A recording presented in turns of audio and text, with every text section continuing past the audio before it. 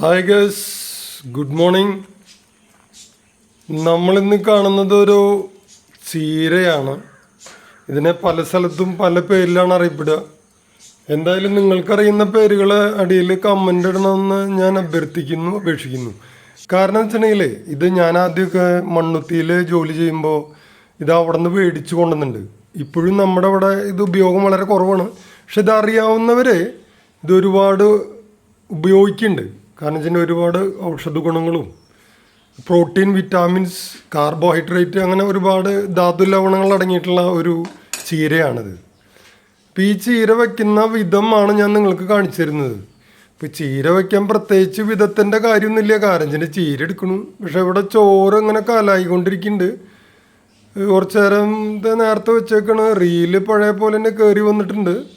അപ്പോൾ അത് കുഴപ്പമുണ്ടാവില്ല എന്ന് വിചാരിക്കുന്നു. നമ്മൾ ഇത് ചൂടാറപ്പെട്ടിയാണ്. അപ്പം ഞാനിത് എന്താ ചെയ്യാന്ന് വെച്ചിട്ടുണ്ടെങ്കിൽ ഈ ചോറൊന്ന് 2 തള കളിച്ച് കഴിഞ്ഞാൽ അതിലേക്ക് എടുത്ത് വെച്ച് മൂടി വെച്ചിട്ട് അങ്ങനെ ഓട്ടോറിക്ഷ സ്റ്റാൻഡിൽ കൊണ്ടുവന്നിടാനുള്ള പതിവ്.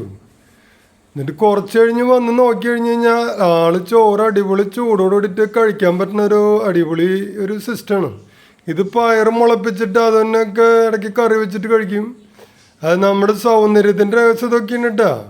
പണ്ട് കുറേ അങ്ങനെ അതും ഇങ്ങനെയൊക്കെ നടന്നു എന്നുണ്ടെങ്കിൽ ഇപ്പം നന്നായിട്ട് നടക്കാമെന്ന് വിചാരിക്കുന്നുണ്ട്.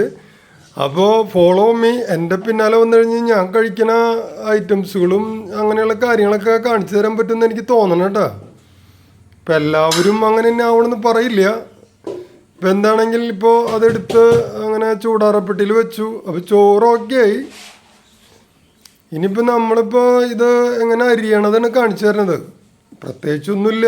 2 ലീഫ് ഇങ്ങനെ ഒടിച്ചെടുത്ത് കഴിഞ്ഞ് കഴിഞ്ഞാൽ ഒരു തളിർത്തതാണെങ്കിൽ വലിയ കുഴപ്പമില്ല. കാരണം തന്നെ കുറച്ച് തളിർമതി ഉണ്ടാവും.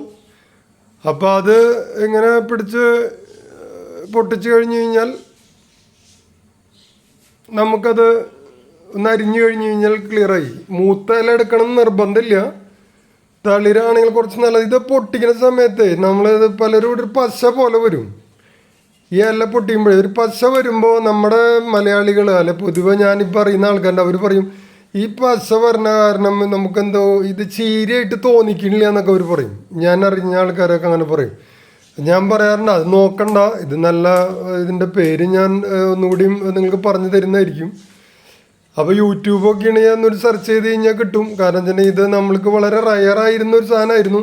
ഇതിൻ്റെ ഒരു ചെറിയ കമ്പനിയൊക്കെ ഞാൻ 350 രൂപ കൊടുത്തിട്ട് ഇത് കൊണ്ടുവന്നിട്ടുണ്ട്. ഇപ്പോൾ ഇത് വളരെ സുലഭമാണ്, പല വീട്ടിൽ നിൽക്കണ കാണാം. പക്ഷെ അവരൊന്നും ഇത് ഉപയോഗിക്കണ കാണാറില്ല. അത് അതിൻ്റെ ഗുണം അറിയാഞ്ഞിട്ടാണോ അതോ അത് വെക്കാനോ അത് കഴിക്കാനുള്ള മടിയാണോ എന്ന് എനിക്കറിയില്ല. നമ്മുടെ സാധാരണ നമ്മൾ മേടിക്കുന്ന ചീരയേക്കാളും കുറച്ചും കൂടി നല്ല ഒരു പ്രോട്ടീൻ അതുപോലെയുള്ള മറ്റുള്ള ഈ ധാതു ലവണങ്ങൾ എന്തെന്ന് അതിൻ്റെ പേര് പറയുക, അതൊക്കെ കുറച്ച് നമ്മൾ കണ്ണി കണ്ട സാധനങ്ങളൊക്കെ ഈ ബോൺവിറ്റ് അതുപോലത്തെ കണ്ണി കണ്ട സാധനങ്ങൾ മേടിക്കുന്നതായിട്ടൊക്കെ കുറച്ചുകൂടി നന്നാവുക ഇതൊക്കെ ആവുമെന്ന് എനിക്ക് തോന്നണത്. അപ്പോൾ നമ്മൾ പറഞ്ഞ നേരം കൊണ്ട് അരിഞ്ഞിൽ കഴിഞ്ഞു. ഇനി അത് അരിഞ്ഞു കഴിഞ്ഞ് കഴിഞ്ഞാൽ നമ്മളത് കറി വയ്ക്കുക എന്നുള്ളൊരു പരിപാടിയാണ്. അതായത് ഇതൊരു ഇതിലൊക്കെ ഇട്ട് ഇങ്ങനെ സബോള ഇതൊക്കെ ശരിയായിട്ടുണ്ട്, അതിലേക്ക് ഇടണു. ചെറുതായിട്ടൊരു മഞ്ഞൾപ്പൊടി അധികം നമ്മൾ മിളകും മറ്റുള്ളൊന്നും ചേർത്തിട്ട് നാശാക്കാണ്ടിരിക്കുന്നതാവുക. സാധാരണ പച്ചക്കറികളൊക്കെ നമ്മൾ ബീൻസ് അതുപോലെയൊക്കെ പകുതി വേവ് ആക്കാൻ പാടുള്ളൂ എന്നാണ് പറയാം. ഞാൻ അങ്ങനെയാണ് കഴിക്കാറ്. ഇനിയിപ്പോൾ എല്ലാവർക്കും അത് അത്ര ഇഷ്ടമാവണമെന്നില്ല. പകുതി വേവിൽ കഴിക്കുകയാണെങ്കിൽ കുറച്ചും കൂടി നല്ലതെന്ന് പറയും. ഇപ്പോൾ വീട്ടിലുണ്ടാക്കിയിട്ടുള്ള കാരണം ഇതിന് നമ്മൾക്ക് വേറെ വിഷം അടിച്ചിട്ടൊന്നുമില്ല, ധൈര്യമായിട്ട് കഴിക്കാം. കാരണം വെച്ചിട്ടുണ്ടെങ്കിൽ മറ്റുള്ളതുപോലെ കണ്ണി കണ്ട സാധനങ്ങൾ വിഷം അടിച്ചിട്ട് മേടിച്ചിട്ട് കഴിച്ചിട്ട് കണ്ണി കണ്ട ക്യാൻസറും മറ്റുള്ള രോഗങ്ങളൊക്കെ വരാതിരിക്കുന്നതിനൊക്കെ ഏറ്റവും നല്ലൊരു മാർഗ്ഗമാണ് കേട്ടോ. സംഗതി പറഞ്ഞ പോലെ മൂടി വെച്ചു. ഇനി ഒരു ആവി 2 ആവിയുടെ കയറി കഴിഞ്ഞാൽ അവങ്ങടെ എടുത്തിട്ട് അവങ്ങടെ കഴിക്കുമ്പോഴുള്ളൊരു ടേസ്റ്റ് ഒരു പ്രത്യേക തന്നെയാണ്. സാധനം റെഡിയായി. വേണമെങ്കിൽ കുറച്ച് നാളികേരം ചെറുകിടുന്നത് കുറച്ചുകൂടി നന്നാവും കേട്ടോ. അവൻ അങ്ങനെ സെറ്റായി. ഇപ്പം എനിക്കൊരാൾ കഴിക്കുക ഇതൊക്കെ വളരെ ധാരാളമാണ്. ഞാൻ ചിലപ്പോൾ 2 നേരം കഴിക്കാം. അപ്പോൾ അടുത്ത ഒരു ഐറ്റം വരുന്നവരെ കാണാം.